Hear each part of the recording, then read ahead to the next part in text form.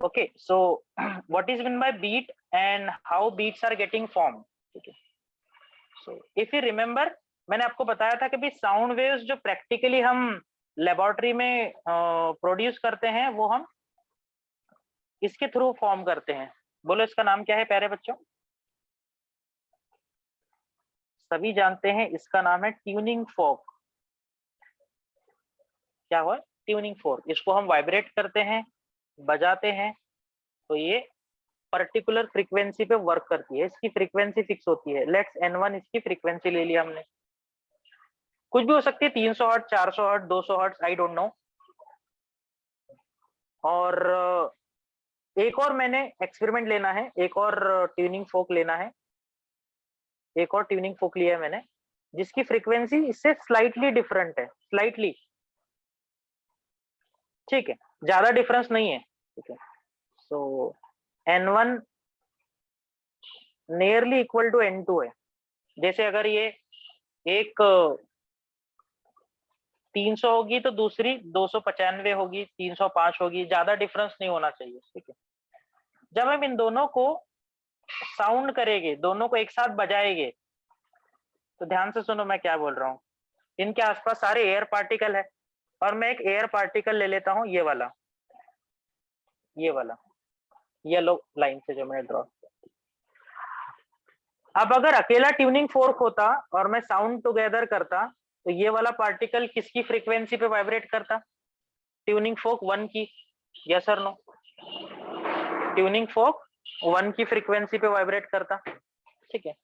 अगर अकेला tuning fork 2 होता तो हमारा पार्टिकल सेकंड वाले के ट्यूनिंग फोर्क पे वाइब्रेट करता, करेक्ट। लेकिन अभी दो ट्यूनिंग फोर्क है, 1 और 2, और हमारा बेचारा जो पार्टिकल है वो बीच में फंस चुका है। अब वो किसकी सुनेगा? तो वो एक काम करता है, तो ये पार्टिकल बोलता है कि भाई मैं दोनों की भी सुनता हूं, मैं दोनों की फ्रीक्वेंसी के डिफरेंस पे वाइब्रेट करने लगता हूं, दोनों की फ्रीक्वेंसी के डिफरेंस पे वाइब्रेट करता हूं। समझ गए बात को? तो ये जो पॉइंट पी हमने लिया है, इसकी जो फ्रीक्वेंसी होगी ना, मतलब ये किस ऑसिलेशन से वाइब्रेट करेगा प्रति सेकंड, कितने फ्रीक्वेंसी फॉर्म करेगा, वो डिपेंड करता है difference between these two frequency. समझ रहे बात को? जैसे अगर मैं बोल रहा हूं तो मेरे आसपास के जो मॉलिक्यूल्स है, पार्टिकल है, वो मेरे साउंड पे वाइब्रेट कर रहे हैं, राइट? ठीक है। मेरे सामने कोई पर्सन बैठा है और हम दोनों एक साथ बातें कर रहे हैं, तो हमारे बीच के जो पार्टिकल रहेंगे, एयर पार्टिकल, वो दोनों के बीच की फ्रीक्वेंसी पे वाइब्रेट करेंगे, दोनों के डिफरेंस पे जिसको बोलेंगे हम, ठीक है। So either N1 minus N2, और ऐसा भी तो हो सकता है ना N2 बड़ा हो, frequency can never be negative. Yes और no? Either N1 minus N2 और N2 माइनस N1। समझ गए भैया? So this is called beat frequency. इसको क्या बोलते हैं? Beat frequency. तो सर इसमें बीट क्या था? तो बीट ये है प्यारे बच्चों, अब आपको पता है जब साउंड वेव ट्रेवल होती है तो कैसे फॉर्म में ट्रेवल होती है? In the form of compression and rarefaction. Yes और नो? ऐसे ही जब ये पॉइंट पी पे दो आवाजें पड़ेगी, दो साउंड वेव्स पड़ेगी, तो क्या होगा? एक बार वो उसमें कंप्रेशन आएगा, एक बार रेयरफेक्शन आएगा। कंप्रेशन मतलब लाउड साउंड और रेयरफेक्शन मतलब लो साउंड। यस, तो अल्टरनेट हमें क्या सुनाई देता है? लाउड साउंड एंड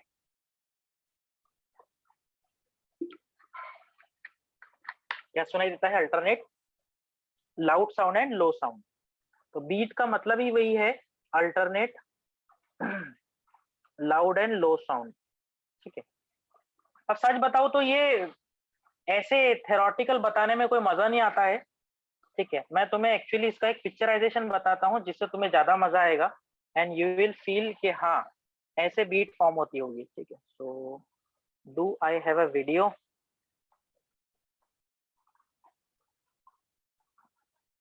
ठीक है, तो मेरे पास में मैं देखता हूँ मेरे पास में वीडियो रहेगा इसका, ठीक है। तो just hold on, we'll see the formation of beat.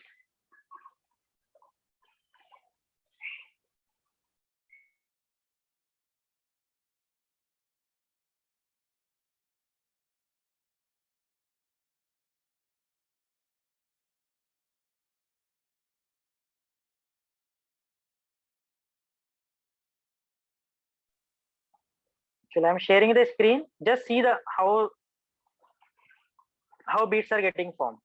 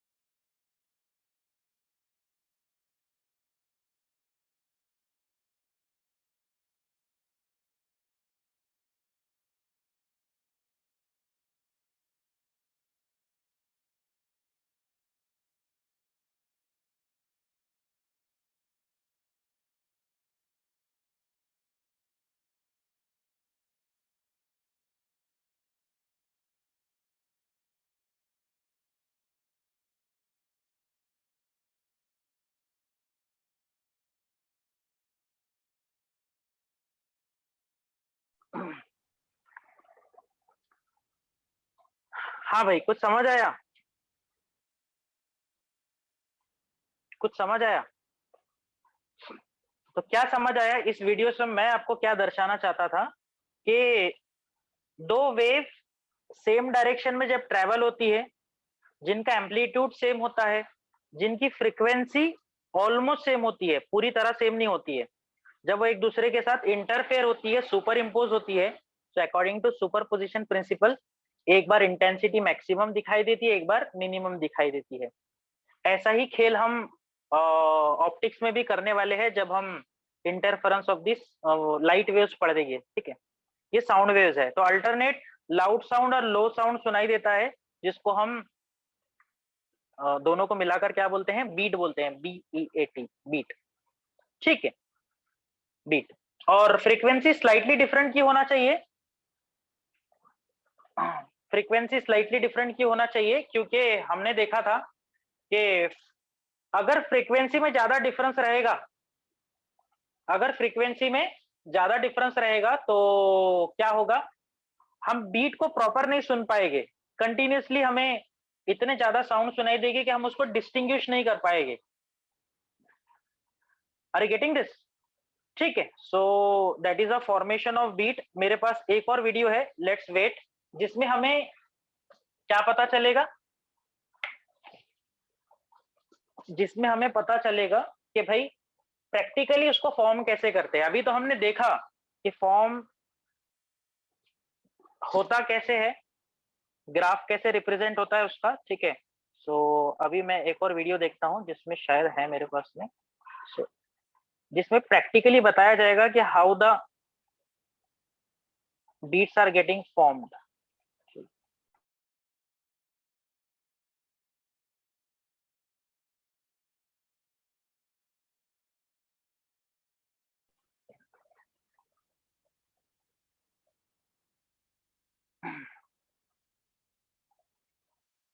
चलो, I am sharing you the video,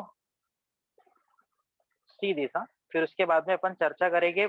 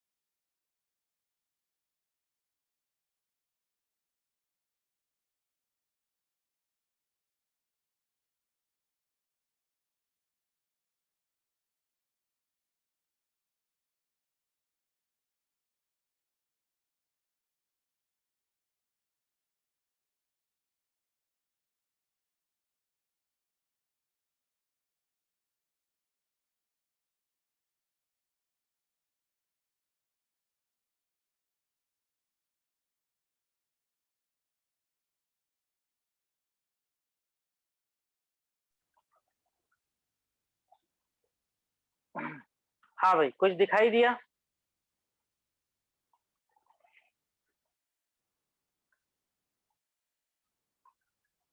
yes, what you have understood?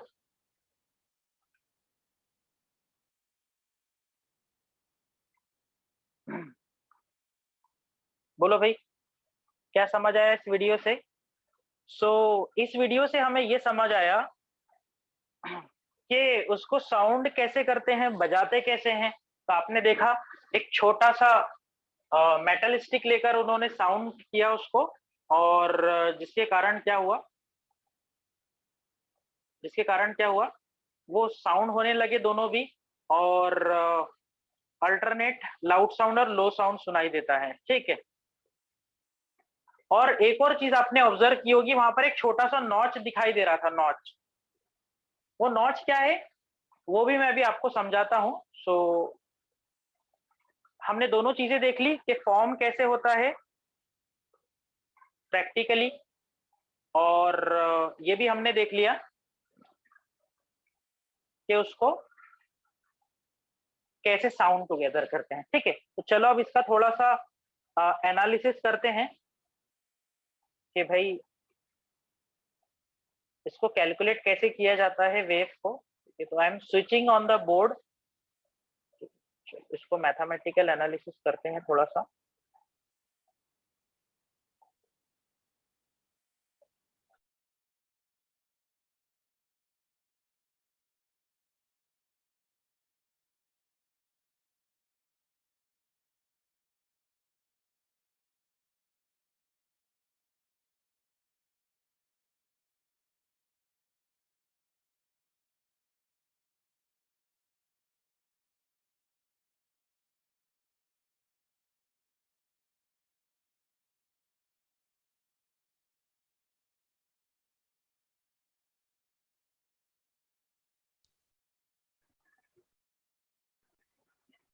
हाँ भाई, आवाज आ रही है?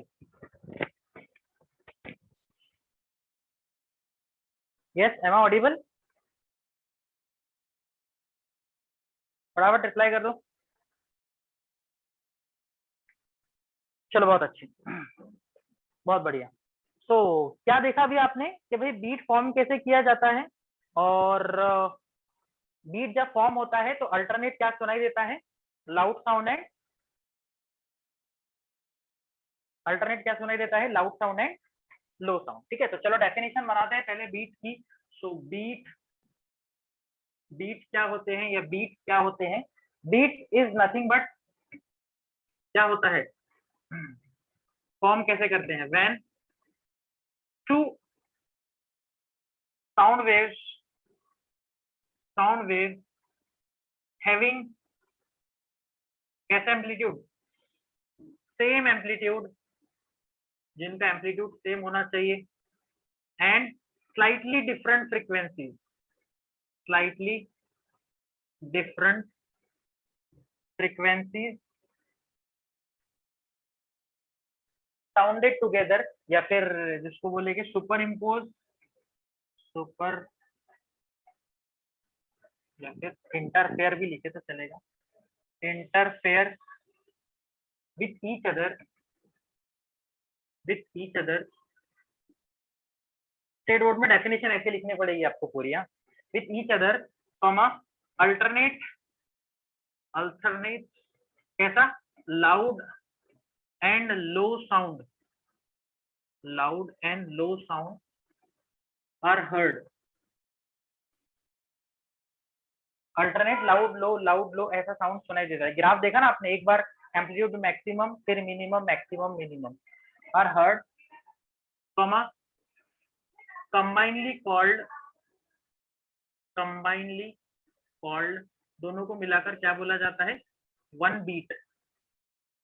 तो एक बीट का मतलब एक लाउड साउंड और एक लो साउंड, एक लाउड साउंड और एक लो साउंड। समझ गए बात को? तो एक लाउड और एक लो, जैसे हम एक क्रस्ट एक ट्रफ को मिलाकर वन साइकिल बोलते हैं, वन वेव बोलते हैं, एक कॉम्प्रेशन रेयर सेक्शन को मिलाकर वन वेव बोलते हैं, तो वैसे ही है ये alternate loud sound and low sound. समझ गए भैया? तो मान लो मेरे पास ये ट्यूनिंग फोर्क है जिसका फ्रीक्वेंसी N1 है, दूसरा ट्यूनिंग फोर्क है इसका फ्रीक्वेंसी N2 है। तो जब दोनों को साउंड टुगेदर करेंगे तो कितना बीट सुनाई देगा पर सेकेंड में? n बीट सुनाई देगा, n।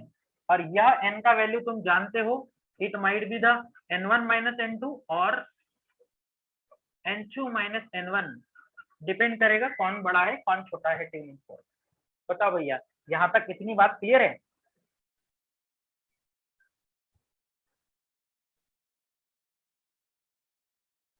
क्लियर यहाँ तक? Clear clear clear clear. तो इसे क्या बोला जाता है? एन का मतलब है बीट फ्रीक्वेंसी। एन का मतलब क्या है? बीट फ्रीक्वेंसी, कि कितने जल्दी वो साउंड बज रहा है। लाउड लो साउंड एकदम फ्रैक्शन ऑफ सेकंड में बन रहा है, मतलब फ्रीक्वेंसी ज्यादा है। और स्लो बन रहा है, हमें क्लियरली सुनाई दे रहा है कि लाउड लो ऐसे आवाज आती है। आप वीडियो देखोगे ना तो आपको समझ आएगा वो। तो बीट फ्रीक्वेंसी। अब इसका रेसिप्रोकल अगर ले ले बच्चों, तो 1/n को क्या बोलते हैं बोलो? तुम जानते हो, इसको बोलते हैं time period. Reciprocal of beat frequency is called beat period. तो what is beat period? Beat period मतलब अल्टरनेट लाउड और लो साउंड निकलने के लिए कितना समय लगेगा। जैसे लाउड और लो साउंड पूरा बनने के लिए 0.2 सेकंड लग रहे हैं, मान लो जल्दी बनता है 0.2 सेकंड, ये उसका हो जाएगा बीट पीरियड। करेक्ट? तो क्वेश्चन में अगर बीट पीरियड बोलेगा तो 1 समथिंग कर देंगे उसको, और फ्रीक्वेंसी बोलेगा तो n1 माइनस n2 और n2 माइनस n1। बोलो भाई, यहाँ तक कोई डाउट? यहाँ तक कोई डाउट है क्या?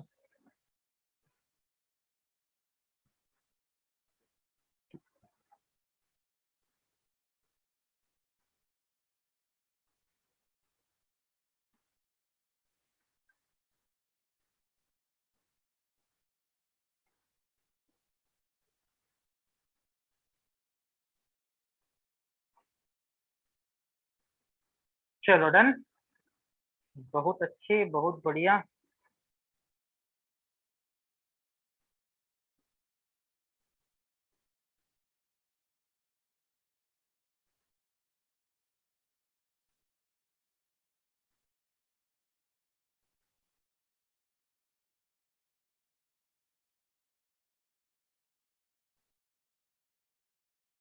का स्क्रीनशॉट ले लो प्यारे बच्चों।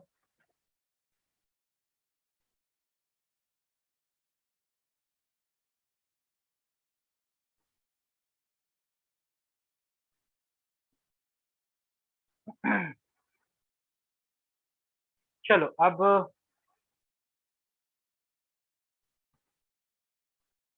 इस पे देखते हैं, इस पे क्वेश्चन कैसे आते हैं और इसके बारे में क्या क्या पूछा जाता है। तो लेट मी सी के बारे में। हाँ, एक और वीडियो में आपने एक और चीज देखा होगा। क्वेश्चन लेने से पहले मैं आपको एक और चीज बता दूं। आपने वीडियो में एक चीज देखा होगा, वो जो एक नॉच था जिसको ऊपर नीचे किया जा रहा था, वो एक एक्सटर्नल डिवाइस था। देखा क्या आपने? रिप्लाई करो, देखा होगा तो। मैंने उस पर अंडरलाइन भी किया था।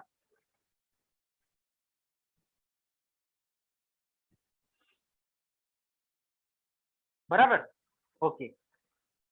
उसका मीनिंग क्या है वो भी बताता हूँ मैं। उसका मीनिंग क्या है वो भी बताता हूँ। इतना क्लियर है? अगर मान लो बच्चों हमारे पास में दो ट्यूनिंग फोर्क है, ठीक है, उनको हमने साउंड टुगेदर किया, स्लाइटली डिफरेंट फ्रीक्वेंसीज थी, और मान लो 4 बीट प्रति सेकंड फॉर्म हुए।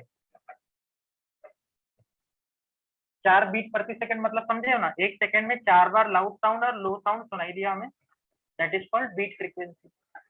अब अगर हमें रिक्वायरमेंट ऐसे आई कि भाई हमें बीट फ्रीक्वेंसी चेंज करनी है, चेंज का मतलब either beat frequency may have to increase और डिक्रीज, उस समय पर वो काम आता है जो उन्होंने किया था ना वहां पर उस वीडियो में। ठीक है, तो ये प्रैक्टिकली देखोगे तो अब तुम्हें ज्यादा समझ आएगा, अच्छे से समझ आएगा। ठीक है, मैं बिना डेमोन्स्ट्रेशन बताए से हवा में बातें करता था तो तुम बोलते सर बीट कहाँ फॉर्म होते हैं यार, हमने कहा प्रैक्टिकली देखा है। ठीक है, तो वो नॉच क्या करता है ना, वो नॉच में कुछ मटेरियल भरा होता है जो दो काम कर सकता है, जिसको हम बोलते हैं लोडिंग और फिलिंग। लोडिंग और फिलिंग दोनों शब्द याद रखना, इस पे क्वेश्चन आते हैं। लोड मतलब उसका थोड़ा वजन बढ़ा देना, वेट बढ़ा देना, किसका? एक आधी ट्यूनिंग फोर्क का, दो में से एक का किसी का वेट बढ़ा दिया, तो वेट बढ़ाने से क्या होता है, लोड करने से क्या होता है, वो हेवी हो जाती है, थोड़ी भारी हो जाती है, और उसके ऑसिलेशन वाइब्रेशन थोड़े स्लो हो जाते हैं। मतलब frequency decreases while we loading the tuning fork. तो ट्यूनिंग फोर्क को लोड करने से फ्रीक्वेंसी डिक्रीज हो जाती है, पहला। दूसरे टाइप के क्वेश्चन आते हैं, अगर हमने उसको स्क्रैप किया तो, मतलब अगर उसने उसको छिल दिया, इसे पील ऑफ कर दिया, छिल दिया, छिलिंग, उसके कारण फ्रीक्वेंसी इंक्रीज हो जाती है, फ्रीक्वेंसी वाइब्रेशंस बढ़ जाते हैं। Are you getting my point? ठीक है, तो ये दोनों को मैं क्वेश्चन से समझाता हूं तो ज्यादा मजा आएगा, तो ज्यादा मजा आएगा प्यारे बच्चों। तो मेरे पास क्वेश्चन है, क्या देखता हूं मैं, बीट फ्रीक्वेंसी पे क्वेश्चन, जस्ट होल्ड ऑन।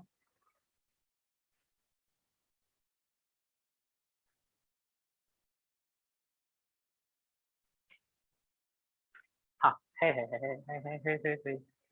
देखो क्या लिखा है, क्वेश्चन है हमारे पास में, two tuning fork TW2 tuning forks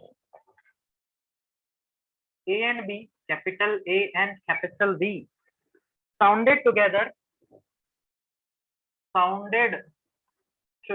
दोनों को साथ में साउंडेड किया हमने, बजाया है, वाइब्रेट किया है, गिव 8 बीट पर सेकेंड। ये एक साथ बजाने पर कितना बीट फॉर्म करते हैं। एक बात याद रखना, बीट का मतलब ये बिल्कुल नहीं है कि दो साउंड मिलेंगे और इतनी फ्रीक्वेंसी बनाएंगे, नहीं, ये अल्टरनेट साउंड है, कम ज्यादा हो रहा है, ये तो डिफरेंस है दोनों का।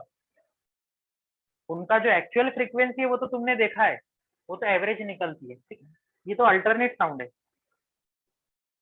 With an air resonance tube, किसके साथ, with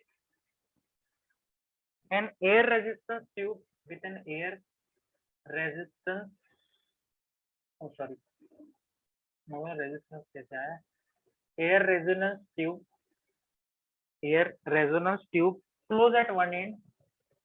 close at one end,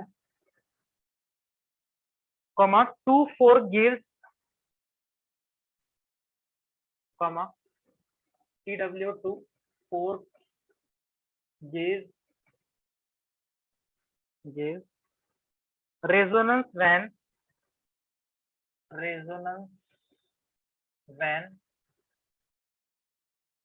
two air columns are, when two air, पहले क्वेश्चन लिख लो फिर समझाता हूँ। Two air columns are 32 centimeter and 33 centimeter respectively. Calculate frequency of forks. Calculate frequency of, दोनों भी fork की फ्रीक्वेंसी पता करनी है। Just note down the question, बताता हूँ आपको मैं कैसे करते हैं। तो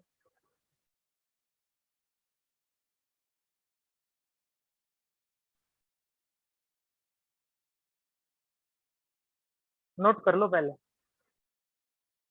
नोट कर लो भैया।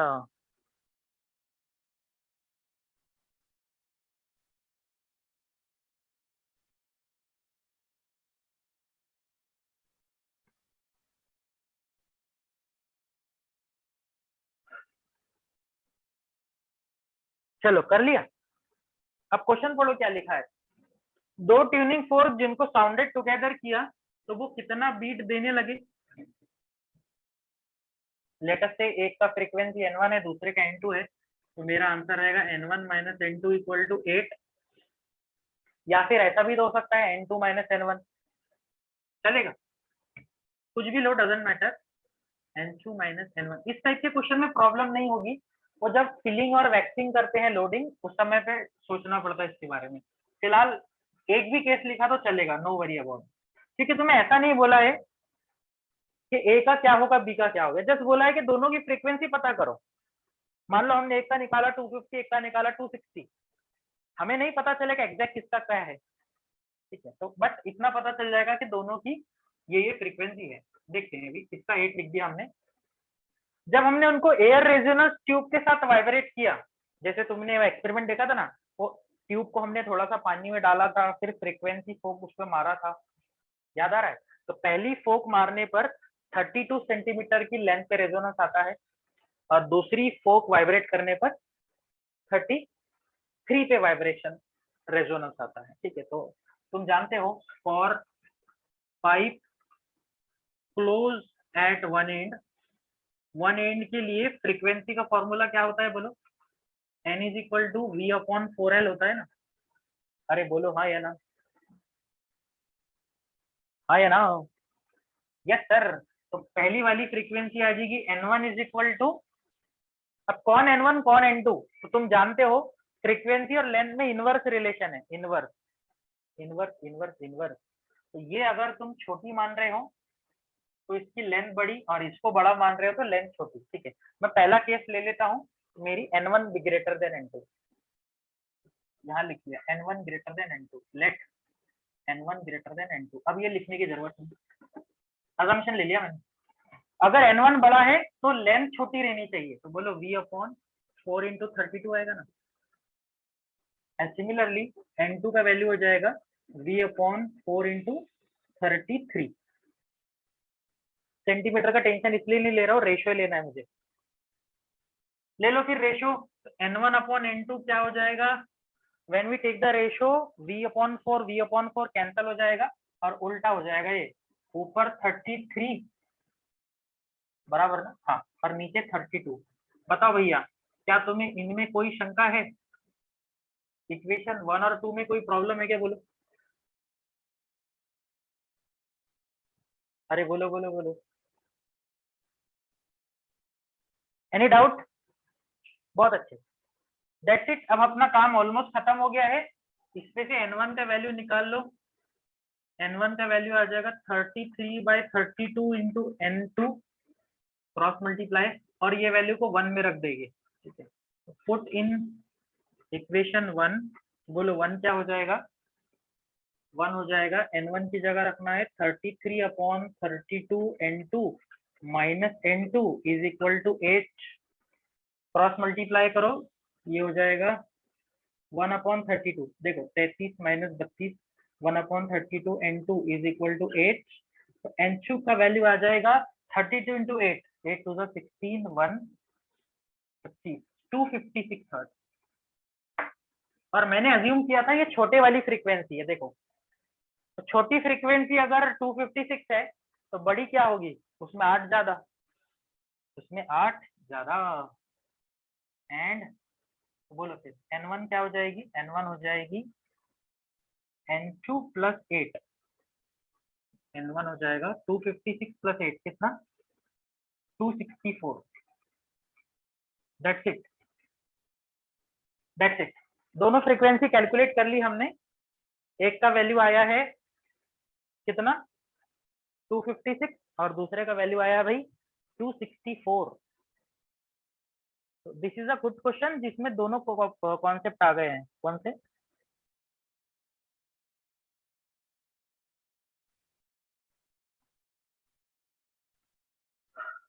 Note it down.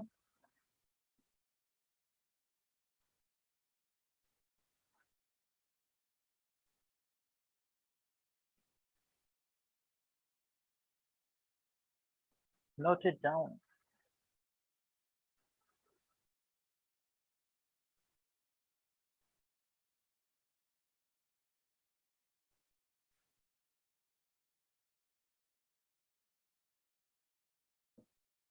चलो भाई, कर लिया नोट? कर लिया क्या नोट? आया समझ में कैसे क्वेश्चन सॉल्व करने? एक और क्वेश्चन लेते हैं, एक और सवाल लिया जाए इस पे, ठीक है। तो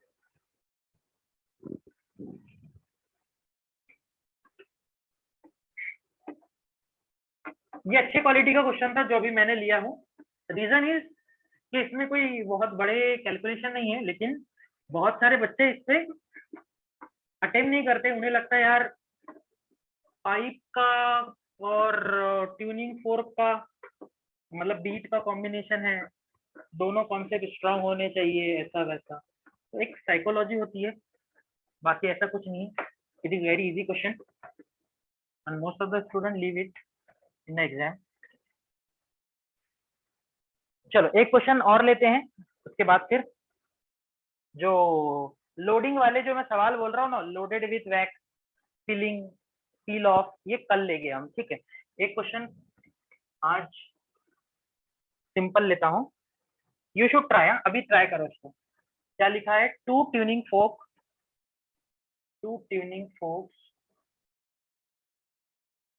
ऑफ फ्रीक्वेंसीज, जिनकी फ्रीक्वेंसीज है 256 and 258, 256 and 258 hertz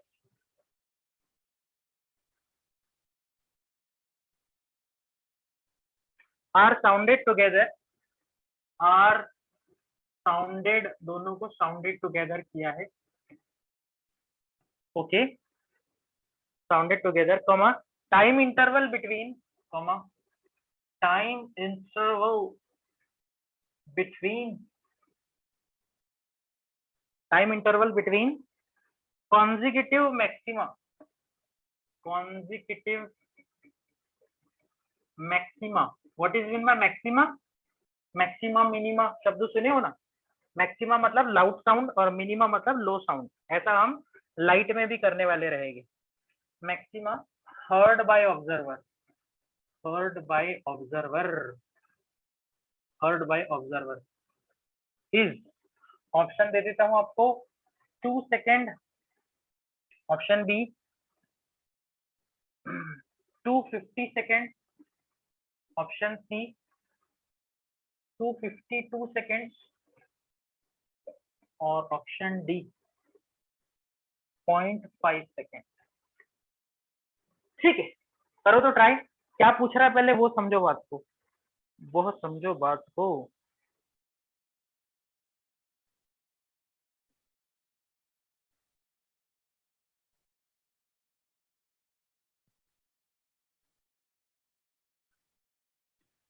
can you tell me क्या पूछ रहा है? यूनिट देखकर इतना तो पता चल गया टाइम के बारे में चर्चा चल रही है, और थोड़ा सा कॉमन सेंस अगर तुम्हें लगाओगे तो मैंने तुम्हें एक ही तो टाइम पढ़ाया है अभी, जिसको तुमने बीट पीरियड नाम दिया है। क्या नाम दिया प्यारे बच्चों? Beat period. ठीक है, सो यस, करेक्ट जवाब, बीट पीरियड ही पूछा है, बीट पीरियड ही पूछा है। तो भैया बीट पीरियड क्या होता है?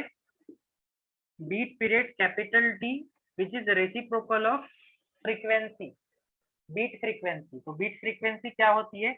1/n1 माइनस n2 या फिर n2 माइनस n1। सेकेंड वाली बड़ी है, मुझे दिखाई दे रहा है, I can write n2 minus n1, n2 minus n1, बस फिर रख दो, n2 की जगह 258 और n1 की जगह 256, 256, 256, correct. So what should be the answer?